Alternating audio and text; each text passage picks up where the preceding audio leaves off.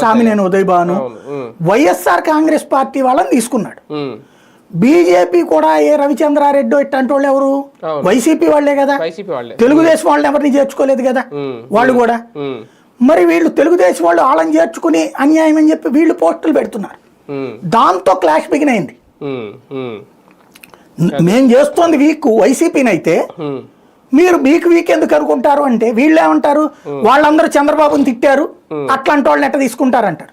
వీళ్ళు ఏమంటారు, చంద్రబాబుని అమనాభూతులు తిట్టిన వాళ్ళందరికీ మీరు టికెట్లు ఇవ్వలేదా, మొన్న తెలుగుదేశంలో చేర్చుకుని మంత్రులుగా కూడా కొంతమందికి ఇచ్చారు కదా అంతకుముందు వైసీపీ వాళ్ళని, మీరు అప్పుడు తీసుకున్నారు, మీరు సెటిల్ అయిపోయారు, ఇప్పుడు మేము ఎదగాలి అధికారంలో ఉన్నాం కాబట్టి అనేది వీళ్ళ ఫీలింగ్.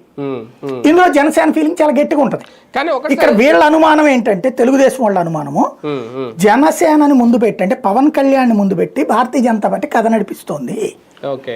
భారతీయ జనతా పార్టీ పవన్ కళ్యాణ్ ద్వారా ఇప్పుడు ఇదివరకు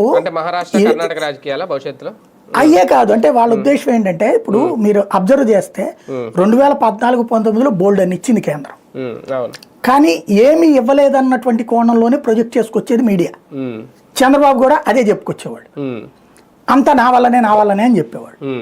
అదే ఇప్పుడేంటి, కేంద్రం ఇచ్చినవన్నీ రోజు పవన్ కళ్యాణ్ చెప్తున్నాడు. ఇదిగో పంచాయతీరాజ్కి డబ్బులని కేంద్రం ఇచ్చింది, నేను వెళ్ళి అడగగానే మోడీ అటవీ శాఖకి ఎంత ఇచ్చాడు, గిరిజన గ్రామాలకి ఎంత ఇచ్చాడు, ఇళ్లకి ఎంత ఇచ్చాడు, రోడ్లకి ఎంత ఇచ్చాడు, ఇవన్నీ